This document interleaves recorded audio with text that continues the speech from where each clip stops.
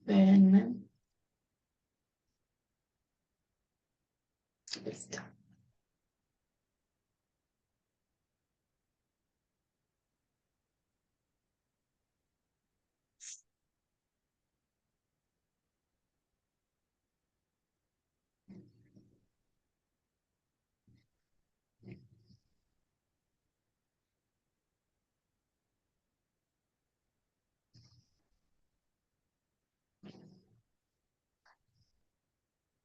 Pues bueno, muy buenos días a todos, a todas. Les damos la bienvenida. Muchas gracias por estar aquí el día de hoy en este webinar Mujeres de Impacto Transformando Industrias. El día de hoy nos acompañan y tenemos el honor de contar con la participación de estas cuatro destacables mujeres en las distintas industrias. Quisiera presentarlas antes de comenzar. Tenemos a Rosa Vázquez. Rosa tiene una trayectoria de más de 28 años en áreas de dirección general, finanzas y contraloría en empresas de industria química, agroquímica, minera y automotriz. Rosa tiene amplia experiencia en gobierno corporativo, sustentabilidad, gestión de empresas, estrategia financiera, contraloría, auditoría y gestión de riesgos, modernización de procesos de manufactura, transacciones de venta y adquisición de negocios y gestión del cambio. Después de su paso como auditor en KPMG y BBVA, en 1996 Rosa ingresó al sector químico al unirse a DuPont como analista financiera. Y a lo largo de 19 años ocupó diversos puestos como la gerente de finanzas, negocio de pinturas, contralor para México y líder de proyecto para la escisión y ventas del negocio de pinturas de Latinoamérica, siendo también miembro de varios consejos de los joint ventures en los negocios agrícolas y de pinturas. Desde 2015 y hasta 2023, Rosa ocupó diversos puestos en The Chemours Company, siendo su último puesto como presidenta y directora general para México. Adicional a los puestos que ocupó como Contralor y CFO para Latinoamérica, Change Management Officer y directora global de reportes financieros con responsabilidad por los estados financieros de más de 26 países. Durante su gestión como presidenta, Rosa lideró la implementación de las estrategias corporativas globales para mantener la posición de liderazgo con los clientes ante el desafío de las cadenas de suministro afectadas post-COVID y cambios en la ley laboral a la vez de mantener motivada y enfocada la organización. El Consejo de Administración. En el Consejo de Administración, Rosa actualmente participa en el Consejo de la Minería Fresnillo, encabeza el Comité de Sustentabilidad y participa del Comité de Auditoría y Riesgo de Grupo Bocar del sector automotriz. En asociaciones ha participado en consejos como el de la Asociación Nacional de la Industria Química, International Chamber of Commerce, the American Society of Mexico y el Women Economic Forum, del cual actualmente es consejera. Rosa es contador público egresada del TEC de Monterrey, con especialidad en finanzas por el ITAM. Black Belt certificada en Six Sigma y con formación como consejera por el IPADE. Muchas gracias, Rosa, por estar aquí. Un gusto. Después tenemos a Sofía Ramírez. Sofía trabaja para cerrar las brechas salariales y garantizar oportunidades para todas las personas por la igualdad de género y por construir un mejor entorno. Sofía es maestra en economía por el ITAM, fue directora adjunta de investigación aplicada en Mexicanos contra la Corrupción, donde se especializó en la agenda de anticorrupción, a favor de la transparencia y la rendición de cuentas. Sofía ha asesorado el PREP en procesos electorales locales y federales. Ha participado en proyectos de investigación, de emprendimiento público, con diversas instituciones como el Colmex, el ITAM y el TEC de Monterrey. Sofía fue ministra en la Embajada de México en Washington, D.C., directora general de la Secretaría Técnica del Consejo de Seguridad Nacional y coordinadora de asesores de la Subsecretaría de Población y Migración en SEGOV. Sofía tiene participaciones periódicas en distintos medios de comunicación, donde realiza análisis sobre temas económicos y políticos y sociales. Desde octubre 2020 es directora general de México, ¿Cómo vamos? Sofía, muchas gracias por estar aquí. Gracias. También contamos con la participación de Lili Domínguez. Lili es doctora en Ciencias Sociales y Políticas por la Universidad Iberoamericana. Es doctora en Recursos Humanos por la Atlantic International University y maestra en Administración Internacional por la Universidad de Anáhuac, México Sur. Su trayectoria profesional ha sido desarrollada principalmente en el sector eléctrico mexicano a lo largo de más de 28 años, en especial en la Comisión Federal de Electricidad, desempeñándose en varias posiciones como agente comercial, administradora del área de control oriental y asesora, hasta alcanzar la titularidad de la Unidad de Administración y Finanzas del Centro Nacional de Control de Energía. Como docente, la doctora Domínguez ha impartido cátedra de universidades mexicanas y del extranjero, así como en la Bolsa Mexicana de Valores abordando temas de administración y negocios, en especial de gobierno corporativo, materia en la cual ha sido coautora de libros en colaboración con la firma Deloitte y el Centro de Excelencia en Gobierno Corporativo de la Universidad de Anáhuac, lo cual le ha permitido incursar como miembro de consejos de administración en empresas familiares y del sector gubernamental mexicano. En tal condición, fue distinguida con la designación por parte de la Presidencia de la República como miembro del Consejo de Administración del SENACE en el periodo del 2018 a 2021. Por otra parte, la doctora Domínguez es miembro del Consejo Voz Experta, una organización dedicada a visibilizar la participación de las mujeres en el sector energético y asimismo colabora activamente en el Instituto Mexicano de Ejecutivos de Finanzas, IMEF, desde el año 2008, ejerciendo funciones honoríficas de coordinación temática en diversas áreas del instituto, participando como presidenta del Consejo Técnico, presidenta del Consejo Nacional de Grupos y miembro del Comité de Energía e Infraestructura. Actualmente es presidenta del Comité Técnico Nacional de Gobierno Corporativo y Jurídico Financiero de dicho instituto. Muchas gracias por estar aquí, Lili. Un placer, muchas gracias. Y por último, pero no menos importante, tenemos la participación de Fernanda de Velasco. Fernanda es graduada con un MBA de la Sloan School of Management del MIT. Acumuló más de 14 años de experiencia en innovación financiera y es una pionera en el ecosistema fintech de México. Como cofundadora de Play Business, una de las más grandes plataformas reguladas en las que cualquiera puede invertir, diversificar y generar ingresos positivos, Fernanda ha estado a la vanguardia del financiamiento alternativo desde 2015, centrándose especialmente en el modelo de financiamiento basado en ventas. En su rol dual como CFO y directora de estructuración financiera, Fernanda lidera continuamente la innovación en estructuras financieras flexibles que conectan pequeños inversores con oportunidades viables desde fondos de capital hasta inversionistas en regalías. Fernanda ocupa puestos en los consejos de administración de Play Business y Girls Who Venture, una organización dedicada a fomentar la participación femenina en el emprendimiento y la inversión, donde ha impulsado iniciativas para apoyar y mentorizar a mujeres en negocios en Latinoamérica. También ha sido parte del programa de empoderamiento de juntas directivas de BE Board Empowerment Program. Antes de cofundar Play Business, Fernanda forjó su carrera en el sector financiero, inicialmente con HSBC México y luego en Bank of America, Merrill Lynch en banca corporativa y de inversiones.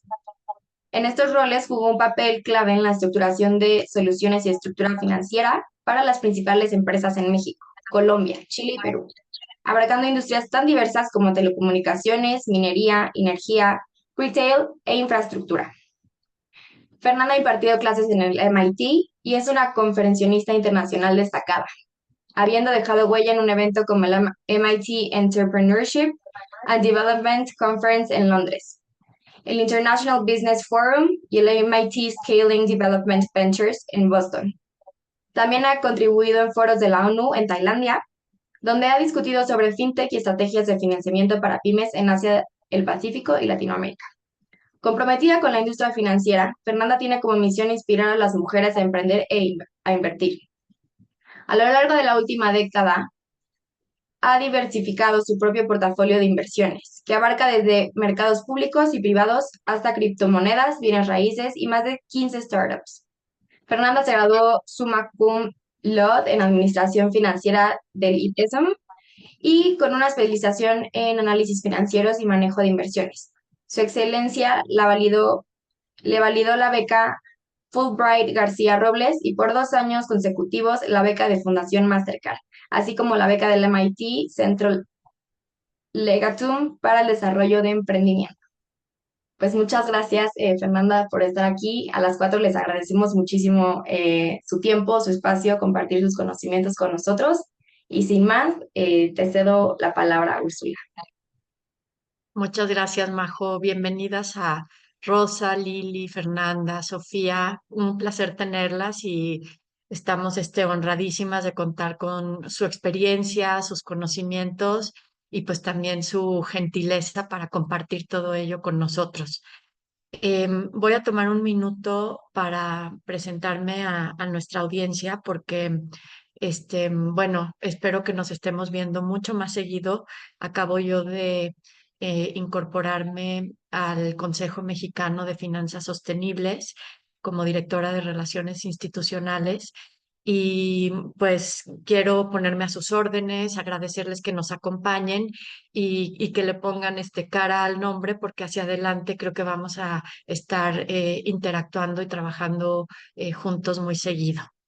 Y sin más, quisiera cederle el micrófono y también la pantalla a Sofía que para este webinar, en el que el objetivo que buscamos es poner el contexto de la situación actual de género y en particular enfocado a la mujer en el mercado laboral y que podamos sacar opiniones y consejos, no solo de las mujeres como profesionistas, pero también de las empresas, qué es lo que las empresas pueden hacer, cómo se pueden beneficiar y para ello nuestras participantes pues nos van a dar muchas ideas y muchas opciones de lo que ellas han visto y han vivido.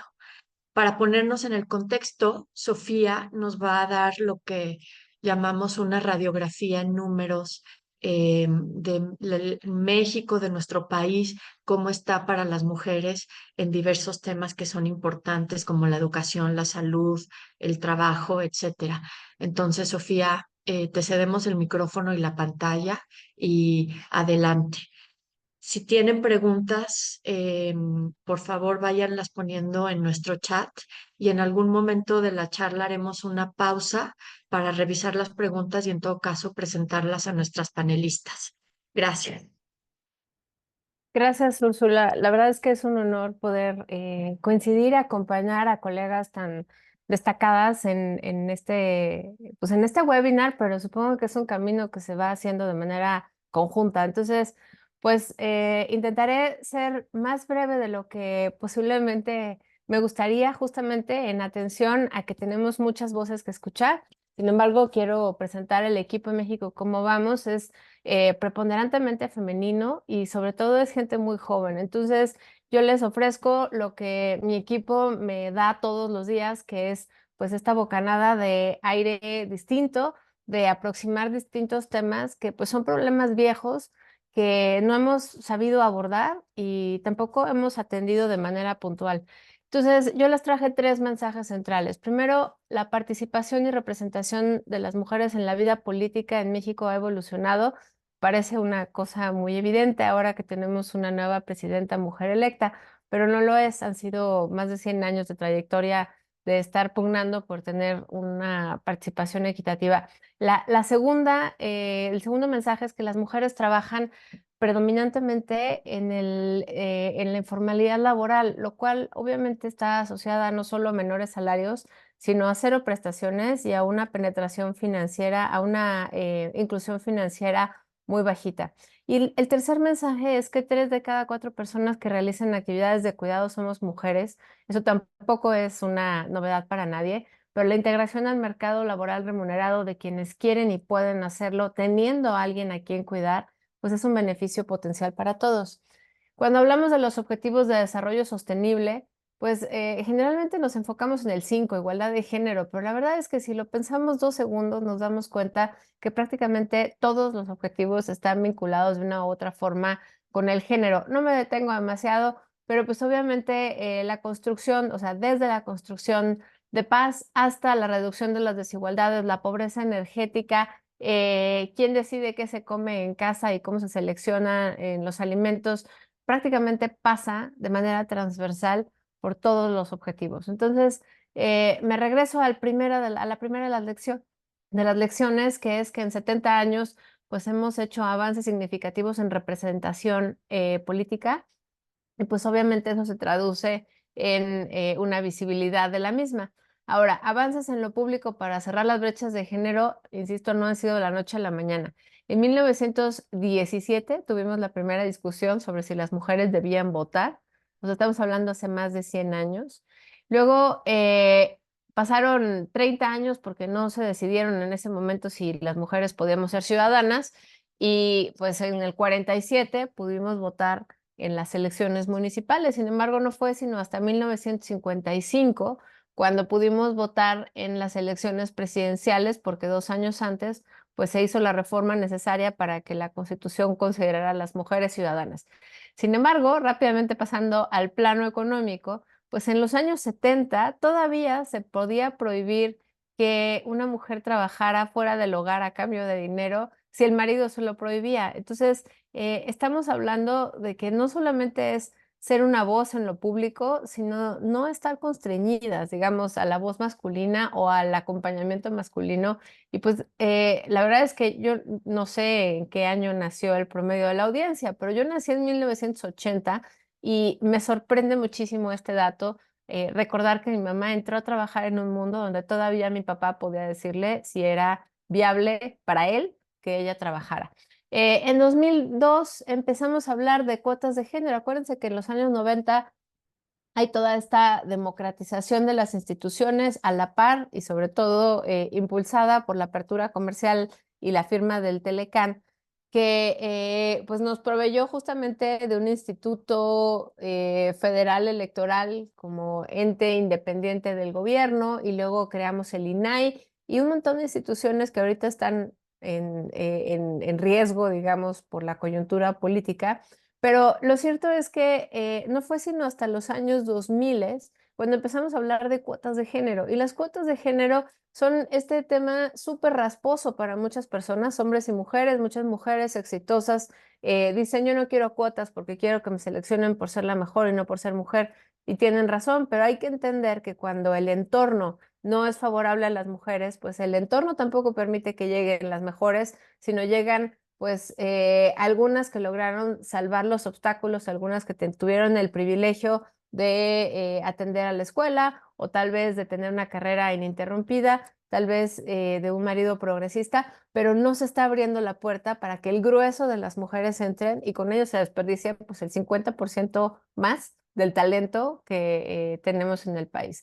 No fue sino hasta el 2008 que se ajustó la cuota de género a 60%, es decir, en 2002 era 30% mujeres, 70% hombres. En 2008 se ajusta a 60%, digamos, no decía el género, pero decía máximo 60% de un solo género, evidentemente ya sabemos de cuál. Y en 2014 entra esta nueva ola de reformas donde ya llega a la Constitución el mandato de que los partidos políticos necesitan garantizar reglas de paridad entre los géneros. Ya no era solamente que postularan para algunos cargos, sino para todos los cargos. ¿Qué pasaba? Pues que había mucha simulación, ponían en la fórmula un hombre y una mujer, y entonces o poniendo a las mujeres en fórmula conjunta en lugares donde iban a perder, entonces pues no había suficiente representación política. Y sin embargo, en 2019, la reforma constitucional ya lo que mandata es un principio de paridad de género, con lo cual no solamente es en el Congreso o en los partidos, sino en todos los poderes de la Unión, y empezamos a hablar de una nueva era de representación. No olviden estas fechas, ahorita les voy a enseñar una lámina de por qué, pero es en fechas muy recientes, estamos hablando de 2021-2023, donde la autoridad electoral ya empieza a decirle a los partidos: tienes que postular a la mitad de tus candidaturas con mujeres, y en 2024 pues obviamente eso se traduce en una presidenta. Sin embargo, como ven, las normas de paridad, estas incómodas que no nos gustan, pues han elevado en promedio 5 puntos porcentuales la participación de las mujeres en el Congreso de la Unión en 2002 a 2008, y luego de 2008, aquí la reforma 2014, y 2014 a 2021, con tal suerte que pues ahorita ya tenemos cámaras paritarias. Regresando un poco a la línea de tiempo, pues obviamente en 2024 no solamente tenemos a la primera mujer presidenta, sino que también tenemos ya a un tercio de la población prácticamente gobernada por mujeres, 40% de los estados. Empezamos por estados con poquita población, pero rápidamente Ciudad de México y Estado de México hacen ese cambio de transferencia de poder hacia mujeres. Y eso no quiere decir que lo vayamos a hacer ni mejor ni con enfoque de género, pero por lo menos ya hay esta representación política, que es lo menos que podríamos aspirar, tanto en Cámara de Diputados y Senadores de manera paritaria, congresos locales, existe incluso una conformación un poco mayor hacia las mujeres. En la Suprema Corte, pues es un poco más de un tercio, en el Gabinete Federal es 40%. Estos datos no contemplan las nuevas conformaciones porque todavía no acabamos de definir quién queda en dónde, pero bueno, prácticamente queda en los mismos términos. Y lo que es importante es que entendamos que las mujeres no es que no queramos los cargos públicos, ¿no? Porque ese sería el argumento de mi abuela. Es que, ay, no, ¿cómo crees que yo voy a tomar posesión de una curul? No, las mujeres salimos a votar en promedio y de manera histórica, pues casi 8 puntos porcentuales más que los hombres prácticamente en cualquier elección que se mida. Y esto, pues obviamente te habla de una demanda de participación política y también un espacio donde las mujeres se sienten seguras ejerciendo esa libertad política. Ahora, ¿quién votó el 2 de junio? Pues votó la generación más educada de la historia de México. En términos de años de escolaridad, yo sé que hay muchos pruritos diciendo, bueno, pero es que la calidad de la educación, sí, siempre la ha habido, es un problema mayúsculo que no se ha atendido y que pareciera que podemos vivir sin atender la calidad educativa, pero de alguna manera tenemos que medirla y como medimos los años de educación formal, nos permite saber dos cosas, que la juventud de hoy, las personas entre 20 y 30 años, hoy día son la generación de personas con más años de escolaridad formal acumulada, y la segunda es que las mujeres tienen en promedio más años, o sea, este grupo de personas jóvenes tienen acumuladas las mujeres más años de educación formal. Ahora, obviamente la paridad de género no solamente va por lo político, ha habido avances importantes en términos de educación. No pretendo que vean la letra chiquita de la pantalla, pero sí les voy a decir que les estoy mostrando aquí. Es el golpe de ojo que quiero que revisen y vean en su pantalla, como en cada uno de los estados de 2015 a 2022 hubo un incremento en la paridad de género a nivel licenciatura. Aquí lo que se está mostrando es porcentaje de mujeres y pueden ver cómo de grises y rojos hemos ido transitando hacia amarillos y verdes prácticamente en todo el país, lo cual sin duda son buenas noticias porque la educación superior es uno de los grandes motores de la movilidad social, pero pues obviamente todavía hay pendientes importantes, por ejemplo, a nivel posgrado. Ahora, el tener educación más alta en México a las mujeres no nos ha garantizado tener menores brechas salariales ni necesariamente alcanzar esta deseada paridad.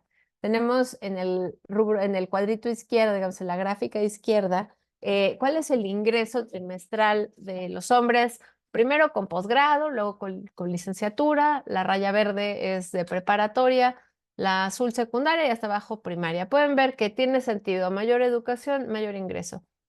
Pero si se pasan a la gráfica de la derecha, pueden ver cómo no importa en qué nivel educativo estemos hablando, en promedio las mujeres ganamos menos que los hombres si tienes posgrado o si tienes licenciatura, preparatoria y lo que sea. La pregunta es por qué y ahorita más adelante vamos a ir para allá, pero por lo pronto quiero que se queden con esta radiografía de que no es una sensación. En general, las mujeres enfrentamos estructuralmente más retos para alcanzar las mismas posiciones derivado justamente del uso del tiempo que tenemos en casa, pero también que no nos quedemos solamente con, claro que no, yo gano más que mi marido, no le digo a nadie, pero al final del día esto no es cierto. Bueno, pensemos que tendríamos que revisar el resto del país, ¿no? Es fácil irnos con la finta de que quienes nos rodean o nosotras mismas, pues somos muestra ejemplificadora del país. ¿Por qué es tan importante que las mujeres podamos salir a trabajar? Bueno, sin duda, porque hay un empoderamiento económico fundamental que deriva en otro tipo de libertades. Si tú vives en un hogar con violencia, que es donde generalmente ocurre la violencia hacia las mujeres en México, en la pareja, en la familia, en el padre y demás, pues no tienes manera de salirte de ese hogar. Y bueno, pues en México además casi 30% de las mujeres de 15 años y más no perciben ingresos propios, que cuando lo comparamos con países como Brasil, Chile o Panamá, pues es sorprendente, pero también es penoso, porque es un porcentaje muy alto de mujeres, incluso comparándonos con Latinoamérica. Ahora, las condiciones para acceder a servicios del sistema financiero, en el caso de las mujeres, pues obviamente es más difícil, entre otras cosas, más adelante vamos a ir viendo, por los sesgos implícitos al género. No es que el banco diga a las mujeres les presto menos por ser mujeres, pero hay estos sesgos implícitos que nos han mantenido fuera del sistema financiero formal, como es una mayor propensión a trabajar en la informalidad laboral, y por lo tanto una mayor brecha salarial, entonces ganas menos, tienes menos ingresos, tienes menos colaterales y por lo pronto pues también tienes menor permanencia por empleo, porque pues los empleos informales te dicen mañana ya no hay chamba y no te tienen ni que indemnizar. Y entonces, bueno, pues obviamente eso se traduce en una menor cantidad de mujeres que tienen una cuenta de ahorro formal. Aquí el ejemplo es ahorro para el retiro, pero aplica prácticamente para cualquier tipo de ahorro. Y pueden ver cómo en el tiempo, midiéndolo de 2015 hasta 2021, la de 2023 sale a finales de este año, podemos observar cómo los hombres tienen un mayor porcentaje de tenencia de cuenta para el ahorro para el retiro. Y obviamente esto está asociado al ingreso y sin duda también al empleo formal. Que, insisto, las mujeres generalmente nos empleamos con mayor propensión en empleos informales y pues eso se traduce justamente en un menor ahorro para el futuro, ¿no? 70% de las mujeres, sin embargo, que tienen un empleo formal, también tienen una cuenta de ahorro para el retiro. Y las mujeres que se dedican a labores no remuneradas, como son cuidados, el hogar y demás, solamente 15%. Entonces, hace sentido cuando se diseñan políticas públicas enfocadas en mujeres, como puede ser la iniciativa de Claudia Sheinbaum. No estoy hablando a favor de la iniciativa per se porque no tenemos espacio fiscal para pagarla, pero digamos, hace sentido cuando se empiezan a hacer este tipo de distinciones entre las mujeres que trabajan, las que no trabajan, las que no trabajan en el mercado laboral y siempre han trabajado en casa, ¿no? ¿Cómo vamos en el mercado laboral que paga? Ahora, ya hablamos de que hay que distinguir entre quienes tienen empleo formal, porque esas mujeres sí tienen una cuenta de ahorro, y quienes no tienen empleo formal, pero vamos un poquito más atrás, vamos a entender cómo está el mercado laboral mexicano. Tiene 3 grandes fallas estructurales que de manera sistémica atraviesan a las mujeres. La primera falla es justamente la baja participación de las mujeres en labores remuneradas. Solamente 46 de cada 100 mujeres en edad de trabajar lo hace. En distinción con los hombres, pues los hombres están en 74 o 75% de cada, bueno, 75 de cada 100 hombres en edad de trabajar lo hace. Y pues obviamente eso hace que muchos hombres que tendrían que estar o estudiando o descansando porque están enfermos o retirados, no lo hacen porque pues alguien tiene que ganar dinero para la casa. Entonces la baja participación de las mujeres en labores remuneradas, pues no solo es un impedimento para las mujeres en términos de libertad económica y bienestar, sino también para muchísimos hombres. El segundo problema sistémico que identificamos es pues que es un mercado laboral preponderantemente informal, no solamente para las mujeres, sino para todo el mundo. 54 de cada 100 empleos son informales y obviamente pues la presencia de las mujeres en la informalidad laboral es mayor. Y el tercer gran problema que identificamos es la baja productividad laboral por debajo de niveles prepandemia todavía. Y eso pues obviamente se traduce en un impedimento de ver mayores incrementos salariales de manera sistemática y muy dependiente de la trayectoria del crecimiento económico en el momento en el que se identifica. La tasa de participación laboral de las mujeres, como les mencionaba, es mucho menor que la de los hombres. Se ha ido cerrando esta brecha de participación laboral, pero a este paso vamos a acabar cerrándola pues como en 150 años. ¿No? No estoy exagerando. Entonces, el tener 30 puntos porcentuales de diferencia entre quienes participan como hombres y quienes participan como mujeres en el mercado laboral, pues obviamente es problemático como sociedad.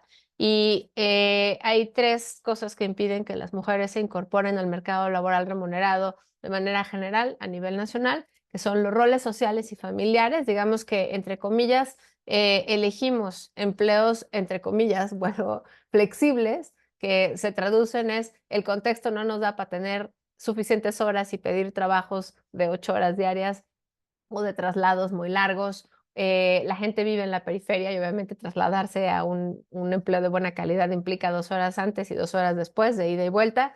Y pues si además tienes que cuidar a alguien, pues es imposible que puedas tomar ese empleo, ¿no? La falta de sistema de cuidados, obviamente que los cuidados estén además cerca ya sea del trabajo o de la casa o de los dos, ¿no? Y la economía informal, pues que da resultado de bajos salarios y pues que no pueden cubrir el costo de oportunidad o incluso no pueden cubrir la paga para que alguien más cuide o haga los cuidados dentro de casa. Y bueno, pues la informalidad laboral que les mencionaba yo, de manera sistemática, se mantiene la informalidad laboral de las mujeres por arriba de la de los hombres y esto aplica en las 32 entidades federativas, sí, en 23 de las 32 entidades federativas. Ahora, me voy a apurar porque siento que ya me estoy comiendo el tiempo del panel y ese es un panel que no me quiero perder y que no quiero hacerles perder a ustedes. Cuando distinguimos entre empleo formal e empleo informal, estamos hablando de unas brechas salariales brutales. Los hombres en un empleo formal pues ganan alrededor de 13,700 pesos y las mujeres 12,000 pesos. Pueden ver que la brecha es de 1,700 pesos y en gran medida puede atribuirse a que las mujeres tienen carreras interrumpidas por la maternidad o por los cuidados de los padres o simplemente por los roles asociados al género y por lo tanto no juntan los años de trayectoria profesional que le permite ascender a los hombres a la punta, digamos, de la escalera corporativa o de los trabajos en general. En la informalidad, sin embargo, pues esa brecha o ese diferencial se repite.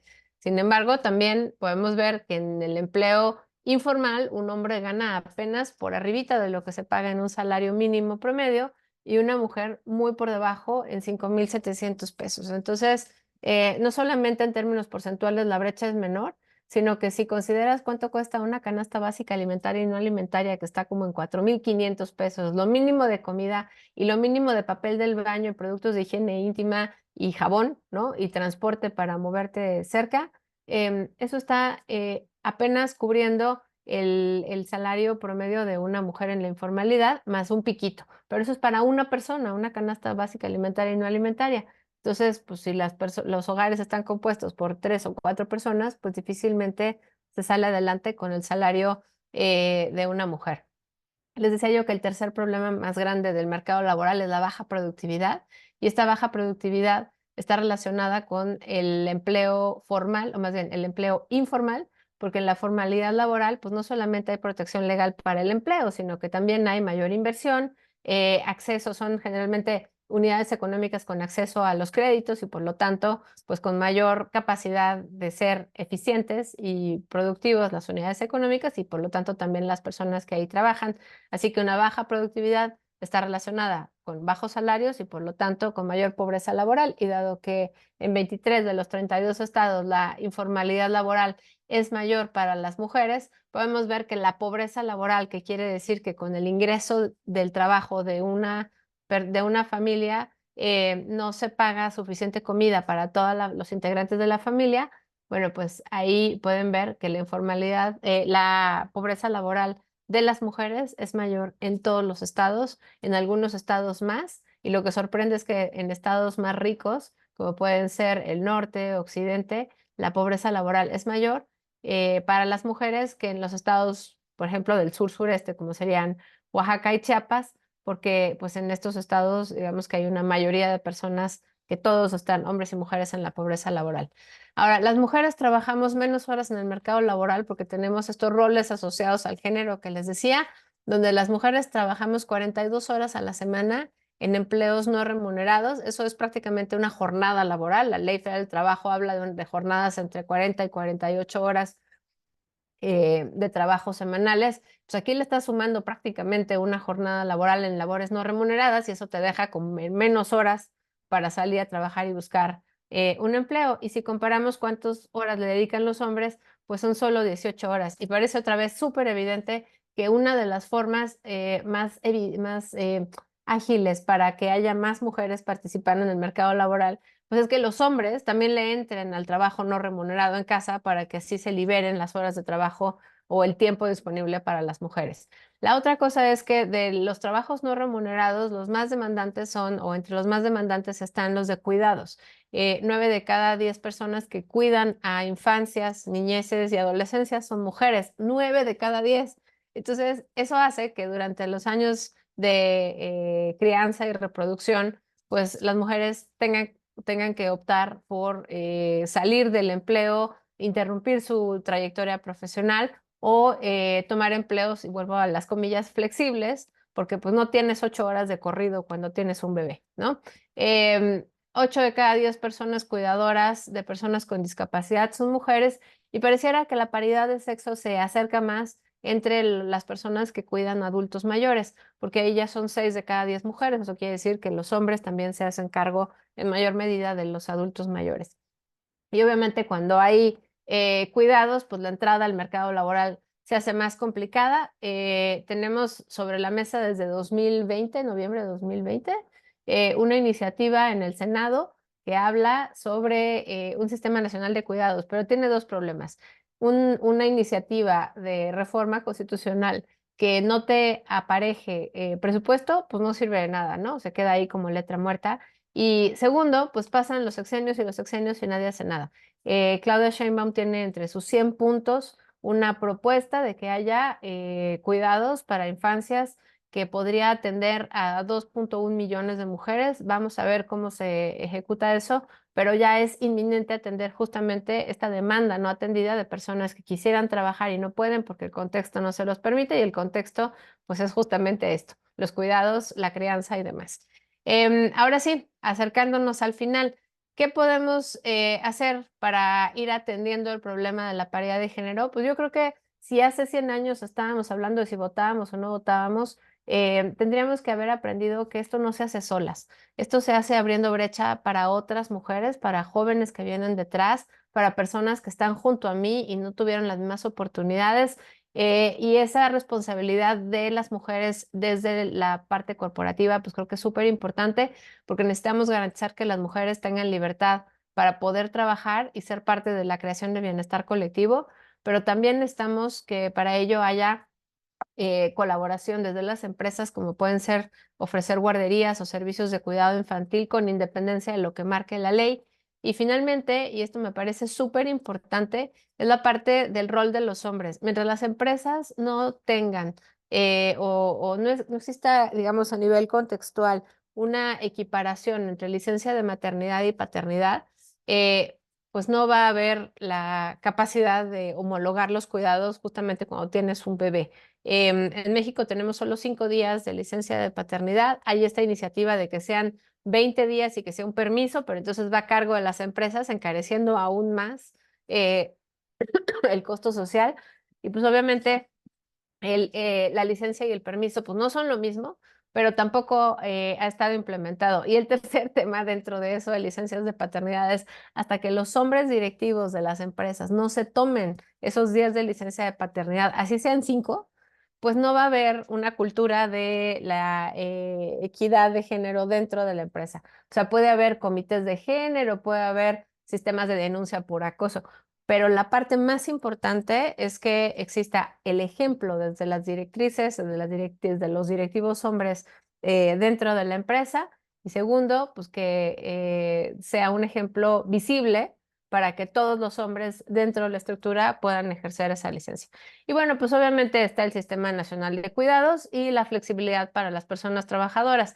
Esto de la flexibilidad pareciera ser una tontería, pero regresamos otra vez a que si no tenemos una flexibilidad laboral para hombres y para mujeres, o sea, que mi marido pueda decirle a su jefa, ¿sabes qué? Hoy voy a llegar a las 10 porque tengo festival infantil y porque además mi esposa está de viaje, y haya este reconocimiento sin sanción de su paternidad activa, pues no va a ser un mundo más equitativo, ya no para él, sino para todas las familias que están dentro de ese mismo entorno laboral.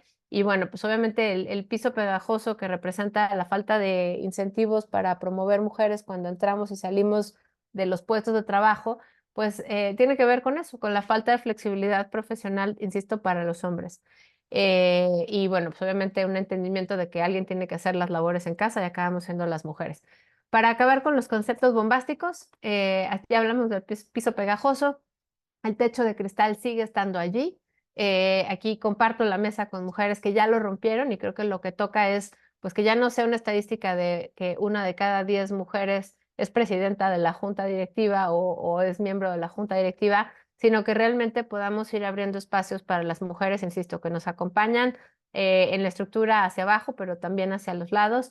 Y bueno, pues la última lámina es esta. Tenemos que tener esta discusión incómoda también de cómo el proceso de reclutamiento tiene que estar libre de estereotipos de género. Nos podemos ir al final y decir necesitamos reclutamientos ciegos, pero en el camino pues también está desde cómo estamos buscando perfiles específicos donde no tiene que decir que buscamos una jovencita bonita, delgadita, de ojos claros para que sea las personas más jóvenes las que se presenten ante una vacante, como puede ser trabajos de pocas horas o peor pagados, porque pues ahí van a aplicar más mujeres. Entonces, sé que no abordamos todos los temas. De salud ya no me dio tiempo porque sentía que iba a ser muy largo. Obviamente hay un rezago bien importante en la representación de las mujeres en la investigación de la salud, pero también me habría gustado abordar un sinnúmero de temas.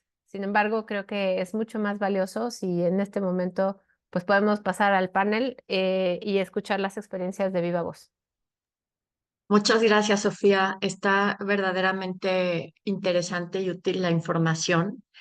En la primera parte política que nos mostraste, pues ahí vemos un ejemplo de cómo las cuotas al final sí tienen un efecto positivo, que es una conversación siempre tan controvertida, no algo para tocar en nuestra sesión de hoy, pero lo quiero comentar.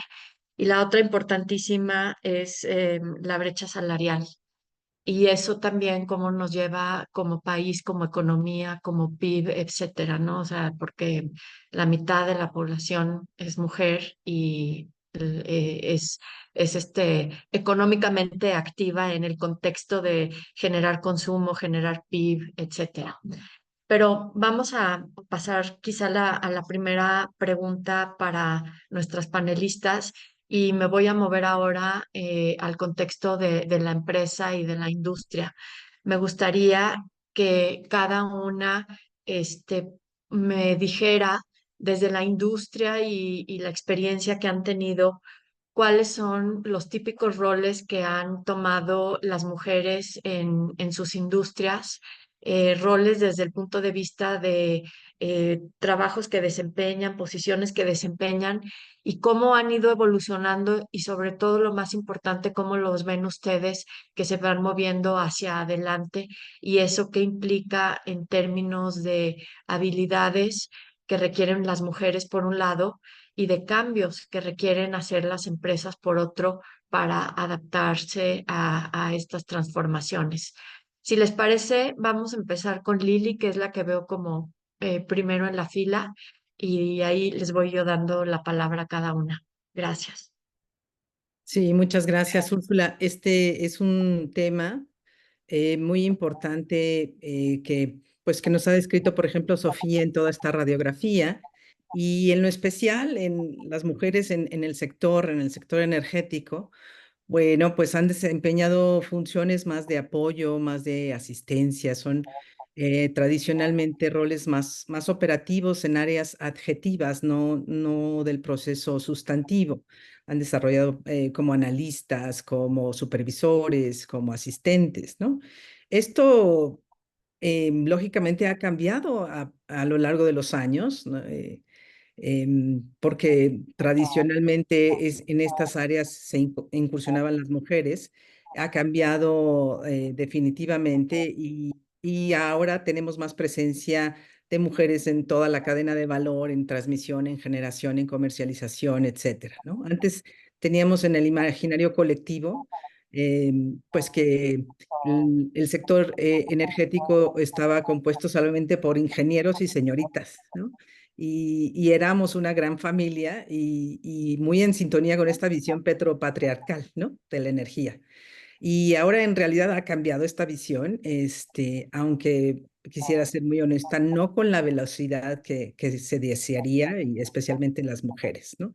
Habilidades importantes que se han sumado a estos cambios, bueno, pues las mujeres ahora han incursionado más en carreras técnicas, en carreras de ingeniería, en el famoso STEM, pero no necesariamente, y siempre ha sido ese mi punto, no necesariamente tenemos que cambiar esa vocación. Quizás si a mí me gustan las áreas sociales, etcétera, no necesariamente, o las áreas administrativas, hay muchísimas áreas en las que podemos incursionar las mujeres, ¿no? Entonces, bueno, ese sería muy rápidamente mi visión y mi contribución.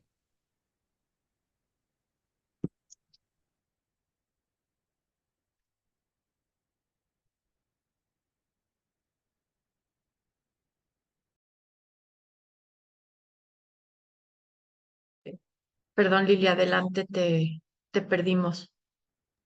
¿Me perdieron? ¿Sí Sí, me escuchan? Yo creo que terminó sí. Lili.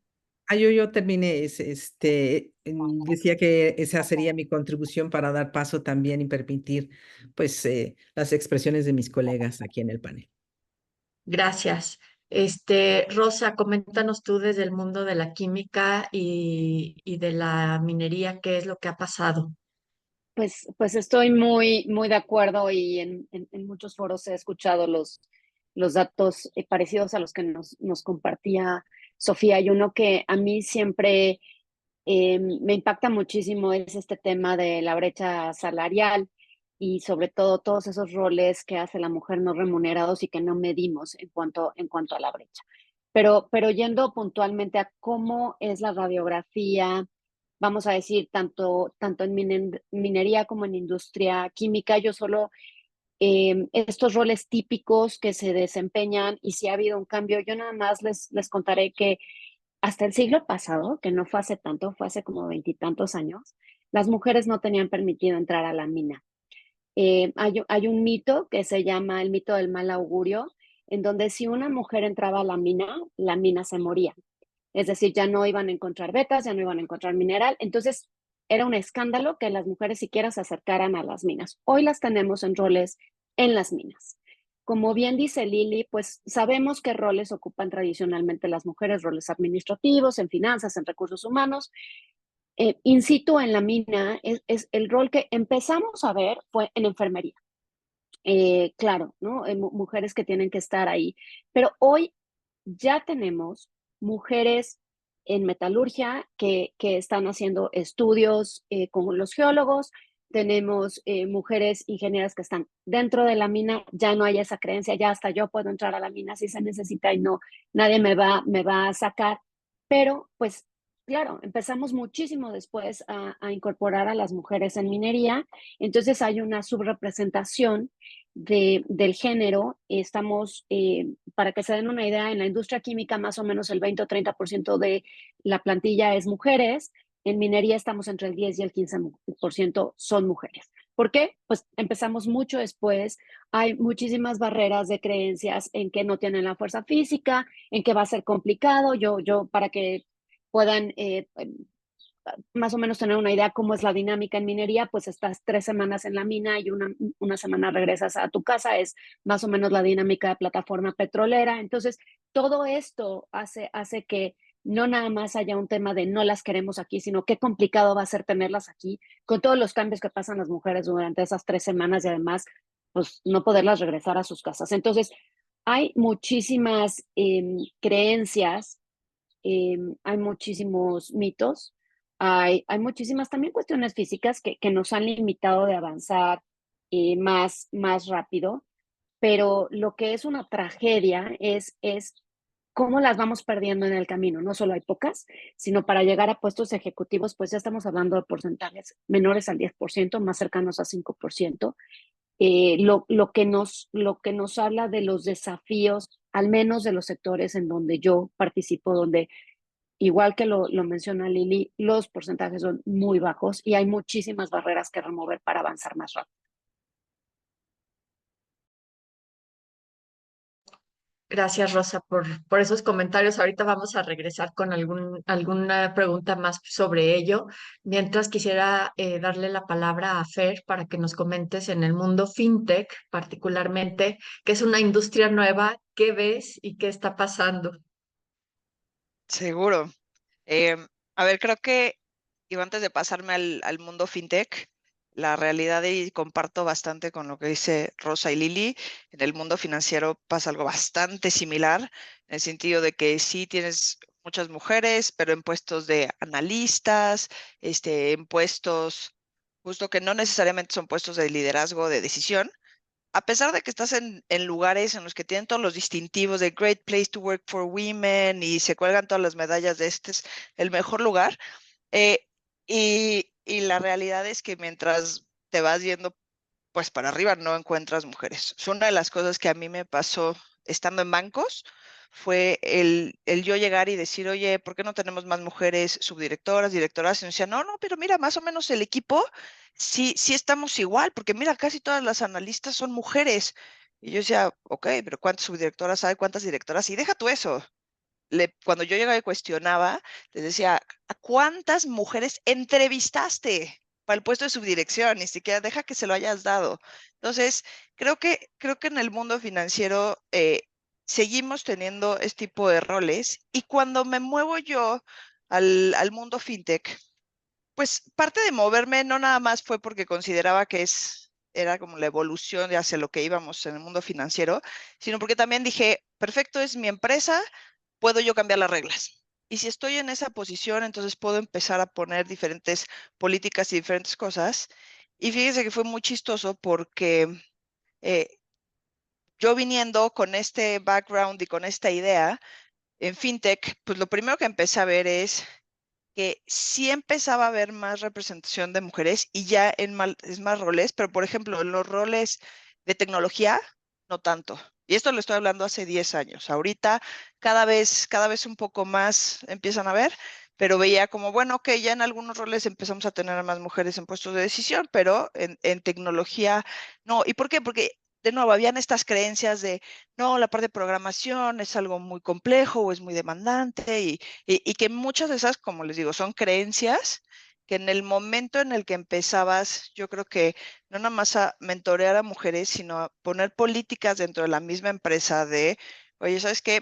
Voy a contratar a un programador, perfecto, quiero que por lo menos hayas contratado o que hayas entrevistado a tantas mujeres. Se vuelve algo más difícil en los procesos, claro. O sea, eso es parte de ir, como te decía Sofía, abriendo brecha. Por supuesto que es más complicado, pero si no haces ese proceso complicado, la realidad es que los resultados pues no se dan.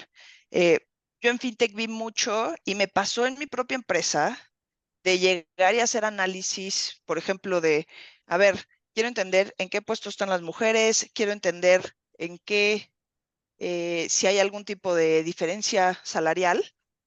Y la realidad es que me sorprendí porque en la parte salarial estaban bastante igual, de hecho muchas mujeres ganando más, pero regresábamos a lo mismo. En el momento en el que veíamos cuántas había de gerentes, de subdirectoras, de directoras, de consejeras, ahí es donde, inclusive en una industria nueva, seguíamos viendo que las mujeres seguían tomando estos roles. Entonces, ¿cómo veo que ha evolucionado y qué veo que sí es lo que ha eh, generado cambios?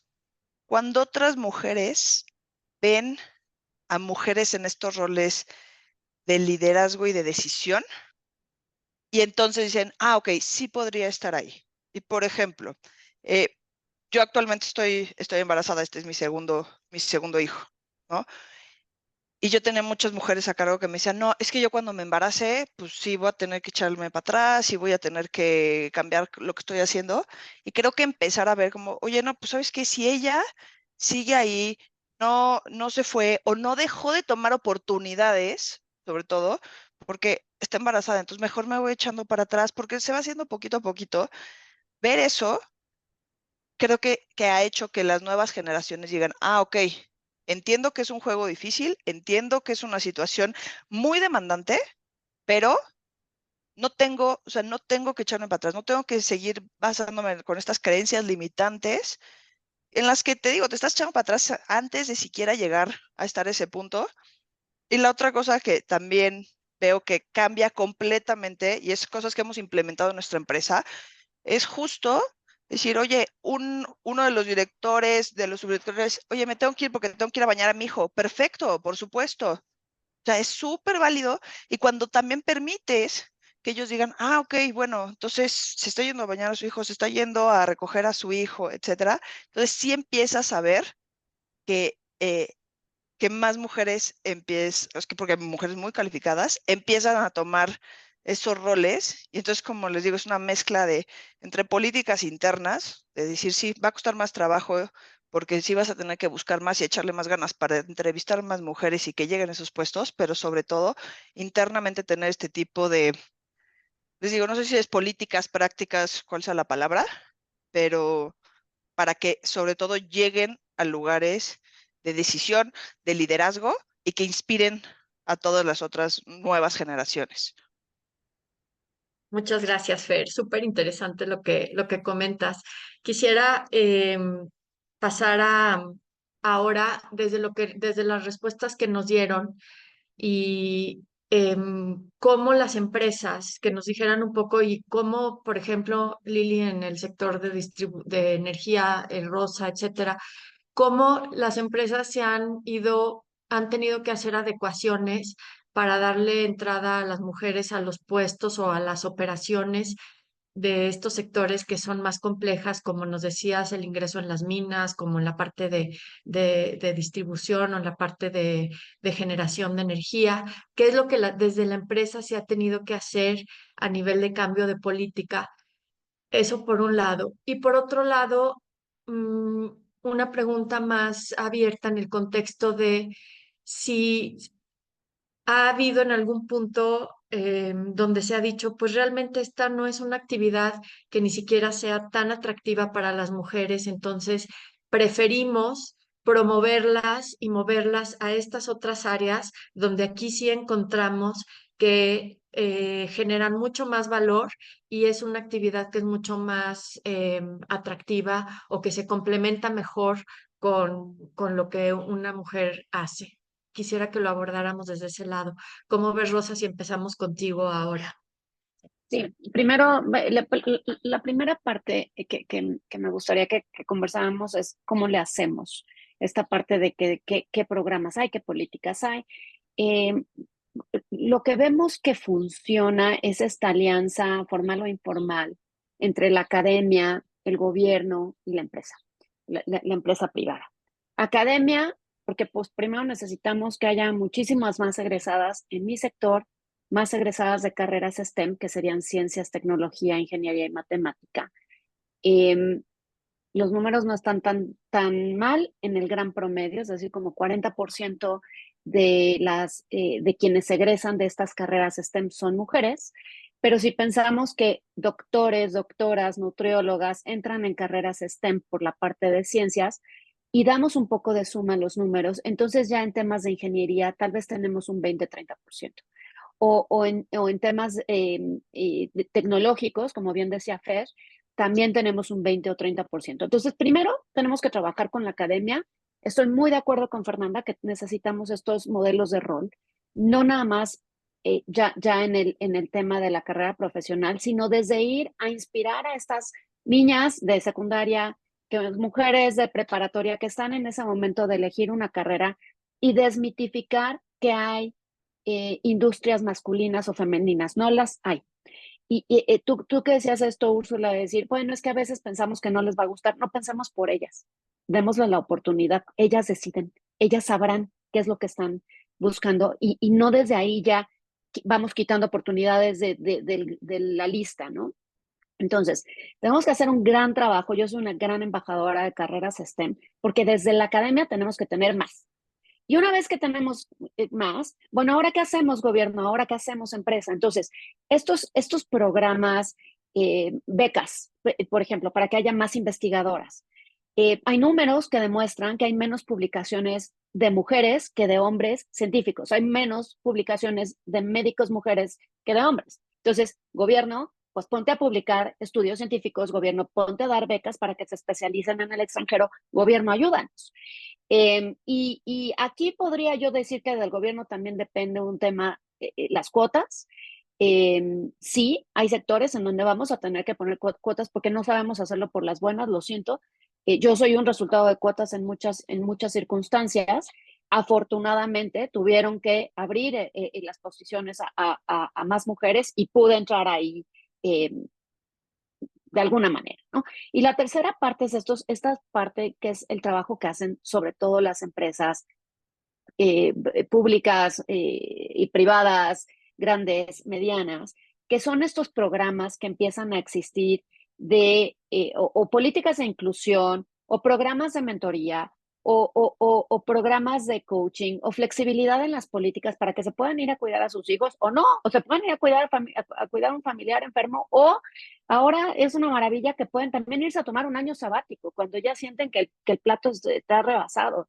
Entonces, tenemos que trabajar más en esto, entendiendo que en propósito la gente está mucho más alineada y está mucho más enfocada en buscar un balance de vida. Entonces, ¿cómo le hacemos los tres? ¿Cómo le hacemos los tres para seguir resolviendo nuestra necesidad o nuestra razón de negocio, para seguir teniendo una gran base de hombres y mujeres que puedan mover a este país a través de la formalidad del empleo, pero también lograr estar en los niveles de los países más avanzados en cuanto a bienestar, en cuanto a salud mental, en cuanto a todo este well-being, yo diría, que vemos en otros países. Muchas gracias, Rosa. Lili, ¿tú qué nos comentas en el sector eléctrico?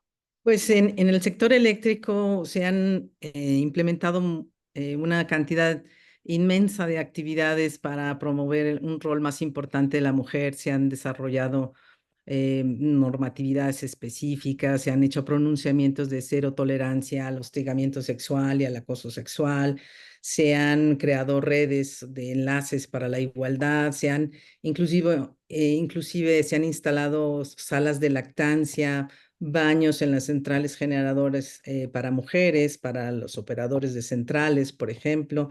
Ahora tenemos ya superintendentas, gerentas de generación, un trabajo que pues típicamente era masculino, vamos a decirlo así, o no habíamos visto en muchos años una mujer en esos puestos. Se han hecho redes de sororidad, se han hecho campañas de visibilización de expertas, se han hecho libros, se han acudido a foros, se ha puesto un comité de ética, ¿no? Que sí, con toda puntualidad, ataca pues los casos de denuncia de acoso, de hostigamiento sexual.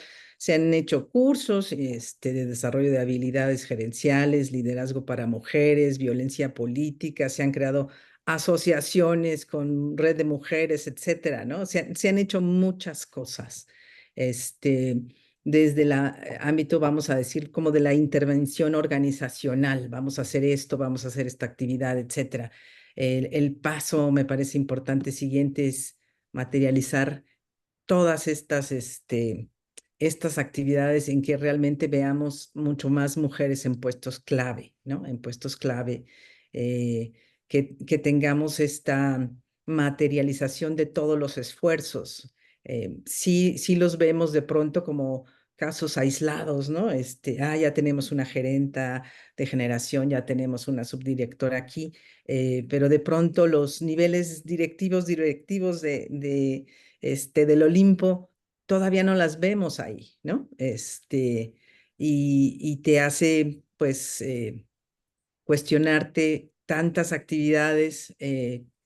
Si tú lo ves hace 30 años, como creo que decía Rosa, hace 40 años, bueno, el sector era totalmente diferente, ¿no?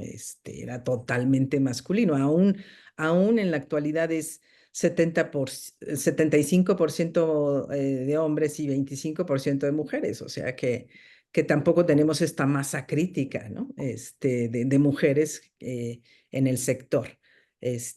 Pero yo creo que se han hecho muchas cosas, muchas actividades, voluntad hay, pero creo que sí necesitamos aproximarnos a esa voluntad de hasta los niveles directivos para que sea muy visible para todos, ¿no? Porque si estamos en niveles medios o de pronto dices, a lo mejor en el sector privado, cuando tú dices gerente, tienes una visión de lo que es un gerente, ¿no?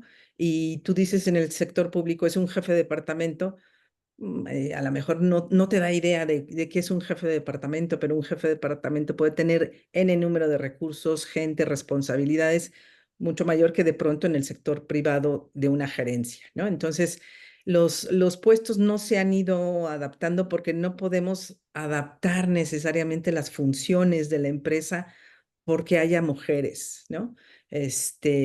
Tenemos, sí, en realidades físicas, tenemos que apoyar a las mujeres, pero yo creo que las mujeres han ido, tenemos mujeres linieras ahora, por ejemplo, ¿no? Que era casi como imposible ver a una liniera arriba ahí del poste, por ejemplo. Entonces, sí han hecho muchas actividades, se ha hecho mucho, pero necesitamos, pues, ya verlo de forma mucho más contundente en niveles de alta dirección, ¿no?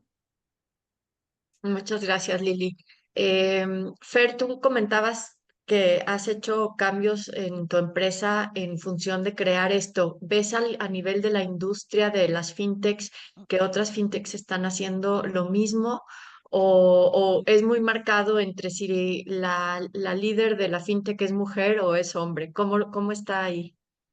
Ok, sí veo que en las fintech em, empiezan a haber muchísimas más, pues, políticas. Bueno, más bien es lo que diré. Hay como dos partes. Veo fintechs que solo ponen políticas por ponerlas y por decir, mira, yo soy súper avanzada, y estoy haciendo esto. Y veo fintechs que solo tienen la intención de hacerlo y una muy buena intención. Sin embargo, lo que yo me he dado cuenta es que necesitas las dos, porque puedes tener la mejor intención, pero si no tienes esta estructura y sobre todo, te digo, estas políticas que se sigan, la realidad es que no va a pasar. O sea, nosotros inicialmente, yo llegué diciendo, yo no estoy de acuerdo con poner políticas, estoy en contra porque venía de un mundo en el que decía, veo cómo la industria se esconde atrás de estas políticas y de decir, mira, ya puse una sala de lactancia, listo, ya estamos. Mira, ya te digo, contraté analistas, listo. Entonces yo venía diciendo, no creo en esas políticas, pero voy a cambiar el mundo desde mi empresa. Y la realidad es que me di con, pues sí, un golpe de realidad, diciendo, no es suficiente nada más tener esta intención, sino sí tienes que ver cómo se hace para que se dé esa ejecución. Entonces sí veo, te digo, en muchos fintech que llegaron con la intención, pero que después no se estaba ejecutando. Ahora, también veo completamente la diferencia entre las fintechs en las que sí hay más mujeres en estos puestos, te digo, de liderazgo de decisión, que también es más fácil porque nacen con este ADN de flexibilidad, de estamos haciendo cosas diferentes, de tecnología, de en muchos casos de trabajar de forma remota. Entonces, simplemente esas condiciones permiten que más mujeres lleguen a estar en esos puestos y la realidad es que se hace toda la diferencia cuando, cuando hay una mujer, de nuevo, en estos puestos de decisión. O sea, yo siempre lo he dicho, yo llegué diciendo voy a romper todos los techos de cristal y voy a cambiar el mundo, pero también la realidad es que había muchas cosas que no sabía. Por ejemplo, el tema de maternidad, yo decía, sí, claro, hacemos esto, esto y esto. Y fue hasta que me convertí en mamá que dije, no tenía ni idea lo que realmente se necesitaba. Entonces, ¿qué pasa cuando tú solo tienes y te digo, y no estoy diciendo es un tema de solo pueden haber mujeres para crear estas políticas, no estoy diciendo eso. Estoy diciendo que, claro, cuando tú lo vives y lo entiendes mejor, es más fácil que pongas estas políticas, iniciativas que realmente se ejecuten, no nada más en papel para decir, mira, que lo estoy haciendo, que realmente se ejecuten, si lo entiendes mejor. Entonces, la verdad es que yo cada vez más lo veo y sobre todo empiezo, por ejemplo, yo a ver a muchas eh, amigas y personas que estaban en el mundo financiero diciendo, no, pues ya me voy a tener que salir porque tengo, pues ahora sí que te digo, techos por todos lados. Y sí veo que se abren más oportunidades en empresas ya o como las fintechs o como las startups o las scale-ups, en las que están reconociendo, necesito tener más mujeres de talento, y eso significa que tengo que tener más flexibilidad y sobre todo tengo que entender, digo, no es, tengo que ser más flexible porque soy, es mujer y listo, no, entender que son condiciones diferentes y que si se pones ese ambiente eh, que se adapta a las diferentes personas, la realidad es que los resultados muchas veces son mucho mejores a que si estás quedándote con las mismas políticas anteriores. Muy bien, sí, sin lugar a duda, la inacción no va a generar cambio, ¿no? Entonces, cuando menos tienes que empezar a dar pasos y ir aprendiendo de los errores, ¿no? Y pensar que todo va a salir bien desde el principio, pues es ser demasiado optimista, pero no quedarte sin hacer nada. Muchas Sí. gracias, Fer. Majo, ¿tenemos alguna pregunta o algunas preguntas de nuestra audiencia que para poder aprovechar el tiempo y tomarla ahora? Sí, por aquí tenemos una que me pareció muy interesante de Vianey Magaña. Ella pregunta, ¿cómo pueden promover las mujeres ante el gobierno corporativo empresarial los cambios para que las mujeres puedan conseguir avances a roles o puestos directivos? ¿Y qué brechas se deben remover las mujeres para tener estas oportunidades? Eh, a ver, Sofía, tú desde tu ámbito, ¿por qué no nos iniciamos contigo para darle respuesta a esta pregunta? Claro, a ver, creo que es difícil, como decía Rosa hace un rato, identificar cuáles son como los caminos que tiene que tomar una mujer. O sea, creo que no hay camino dado para nadie. Y un poco refiriéndome a lo que les compartí en la presentación, o sea, yo creo que desde el ámbito corporativo sí hay que ser muy honestas, honestos con que el tener muchas certificaciones no te hace un lugar mejor realmente para tener estas trayectorias ininterrumpidas. O sea, las reglas del juego institucional no siempre mm, se pueden romper con una certificación. Claramente es un buen camino donde empezar, pero creo que se necesita el ejemplo, como decía Fernanda, para que desde la cúpula, si eres una mujer, asumas tu maternidad o tus roles familiares sin culpa y sin esconderlos. em, y todavía hay que cambiar muchísimo como la cultura patriarcal que hacía mención Lili desde el principio. O sea, desde tomar decisiones por tus subordinadas de ni siquiera le voy a ofrecer la promoción porque pues, se acaba de casar, ¿no? Y seguramente su marido no querrá que viaje.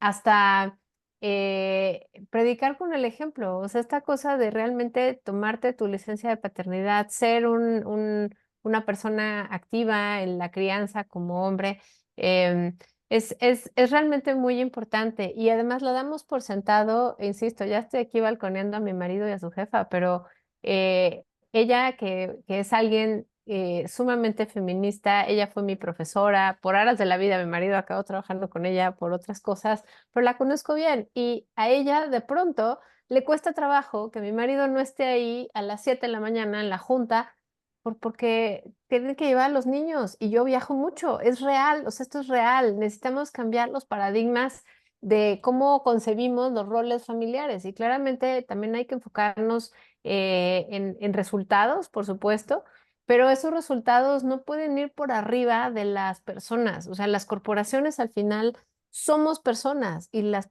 corporaciones se hacen de personas y crecen gracias a las personas.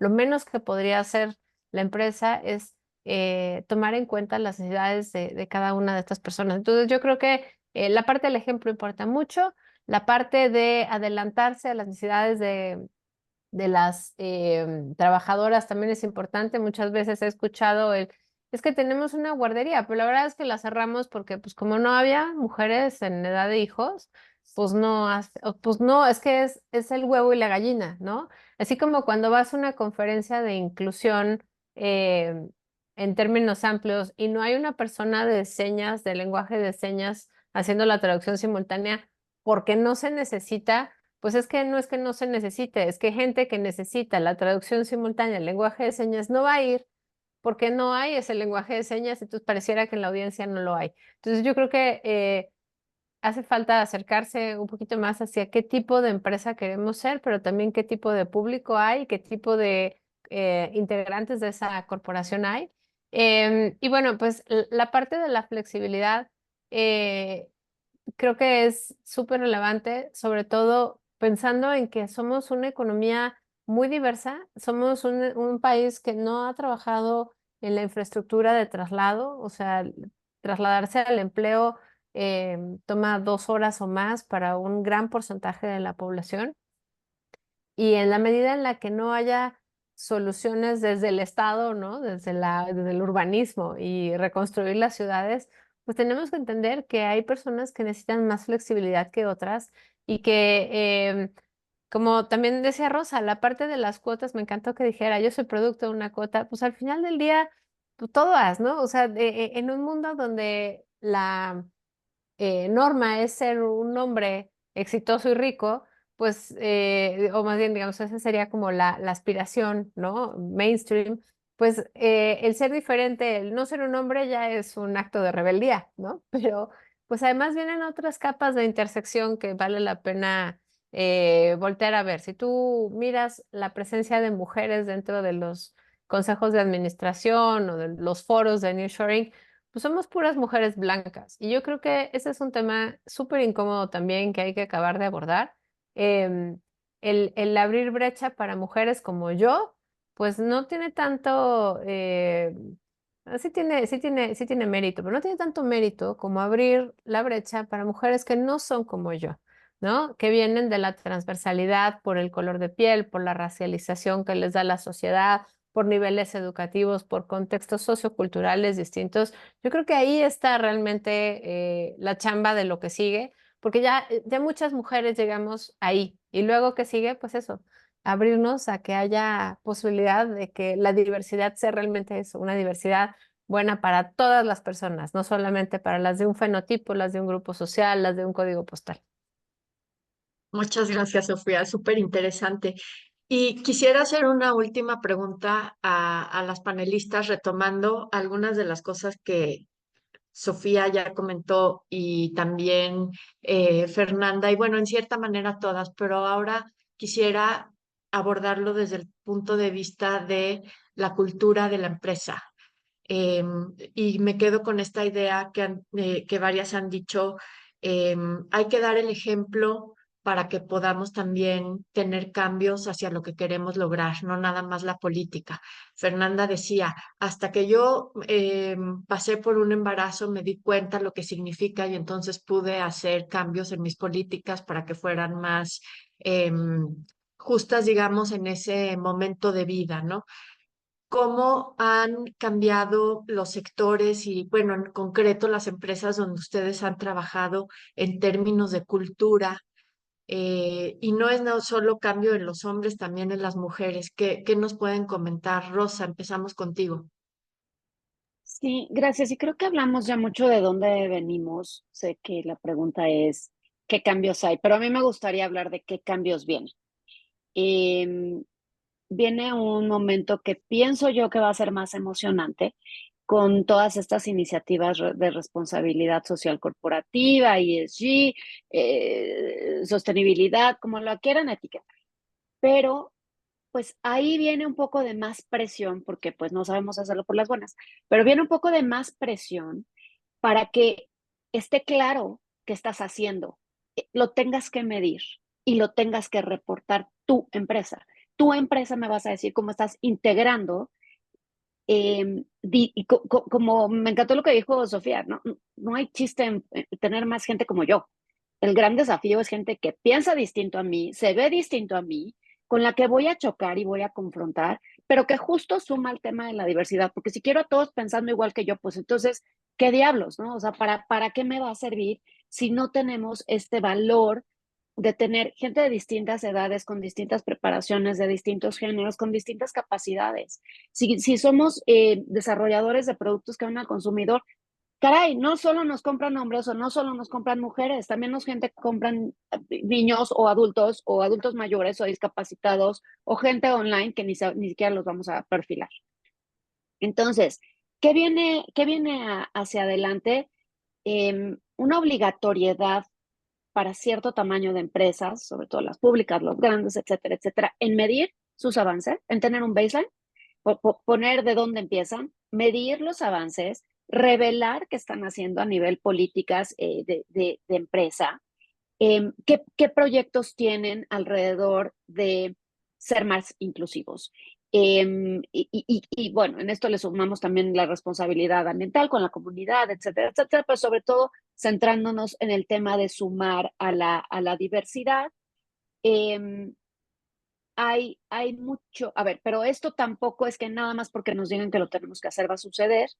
Es claro que el tono desde arriba, el tono de top tiene que cascadearse. Es decir, si desde arriba no están convencidos en que la diversidad suma, y como bien dijo Sofía, que creen, se están perdiendo el otro 50% que no están tomando en cuenta, entonces esto no va a avanzar tan rápido. Entonces, tenemos que empezar de arriba a abajo para que haya un real convencimiento, no solamente una moda, no solamente quedar bien, no solamente hacer como que cumplo, para que entonces empiece a avanzar todo esto, pero insisto, o sea, también tenemos que hacer el trabajo desde la academia, porque si no, podemos tener 60% de oportunidad de nuestros puestos como oportunidad para mujeres y no encontrar las capacidades o la formación técnica que estamos necesitando. Entonces, hacia adelante, considero que estas iniciativas de responsabilidad social corporativa nos obligarán a ponerlo en blanco y negro y además avanzar, porque se tiene que medir. Gracias, Rosa. Lili, ¿tú qué nos dices? Yo quisiera comentar que el Código de Principios y Mejores Prácticas de Gobierno Corporativo nos pide en las empresas que cotizan en bolsa 25% de independientes, ¿no? Y se ha discutido mucho si deberíamos de recomendar también un porcentaje de mujeres en los consejos de administración, ¿no? Todavía no se ha puntualizado ese tema y ha sido de mucha discusión, pero yo creo que tenemos esta gran ventana de oportunidad las mujeres de incursionar pues, en sectores que son definitivamente masculinos mediante pues esta preparación profunda, especializada, en la que realmente nos vean como alguien que agrega valor.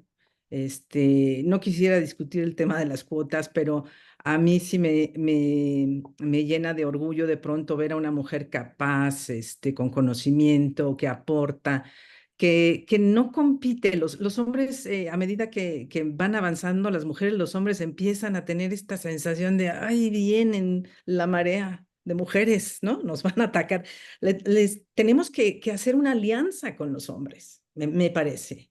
Tenemos que hacer esta alianza en donde ellos sientan que ya llegó la media naranja que les faltaba, porque podemos tener un mundo más integrado, más holístico, porque tenemos visiones diferentes y que larga participación femenina en carreras de ingeniería, en STEM, no va a ser de la noche a la mañana. Vamos a tener que impulsarlas en la academia, se está haciendo todo este programa, pero que si queremos ponerle más, pues más hechos objetivos a las cosas, hagamos que mujeres, que en la selección, como decía Fernanda, ¿cuántas gentes entrevistamos, cuántas mujeres entrevistamos para puestos que no son necesariamente masculinos o técnicos, ¿no? Entonces, tenemos infinidad de puestos en la empresa, infinidad desde capital humano, desde logística, relaciones públicas, administración, finanzas. Si tú ves de pronto, dice uno ahí, creo que los adjetivos son más que los sustantivos, ¿no? Entonces, tendríamos que darle esta oportunidad y materializar a la empresa y a la comunidad que nuestra palabra sí va a materializarse en los hechos. Pero no se trata de competir, no se trata de desplazar, se trata de compartir y de complementar, me parece. Muchas gracias, Lili. Fer, cerramos contigo con un comentario desde las fintechs. Sí, a ver, ¿qué he visto yo desde el lado de cultura? Que mientras más opciones van saliendo de empresas y de nuevo, no nada más de fintechs, o sea, me refiero, te digo, a scale-ups, empresas de tecnología, etcétera, en la que ya la parte de cultura ya no se vuelve nada más como, mira, para hacer la empresa cool, sino se vuelve una forma de reclutar el mejor talento, sobre todo a las nuevas generaciones que ya no es suficiente nada más de voy a estar en un lugar por el nombre o por la cantidad de dinero, sino que ya empiezan a ver otro tipo de intereses. Eso está, yo creo que no nada más impulsando un cambio desde este lado, sino va a empezar a mover a las otras industrias, te digo, en este caso la financiera, a decir, oye, me quiero traer a la mejor persona, bueno, pues tengo que empezar a cambiar las cosas desde dentro. ¿Va a ser algo que pase rápido y de la noche a la mañana no?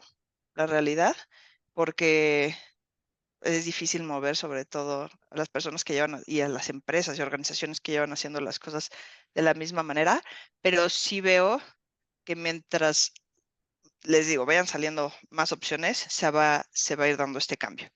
También creo que los cambios tanto de cultura como de políticas, todo, y yo sé que sueno pues, un poco repetitiva, se van a ir dando mientras más mujeres no nada más mujeres, mientras haya más diversidad en los puestos de decisión y en los puestos y en los consejos de administración. Una de las cosas que yo creo fielmente y de verdad de corazón es para cambiar las cosas, primero, el paso uno es necesitamos llegar ahí. Y es encontrar la forma. Allá estábamos, de hecho, Rosa y yo en un evento de consejeras y decíamos, es que el paso uno es cómo llegas, porque ese pretexto de, es que no hay mujeres calificadas.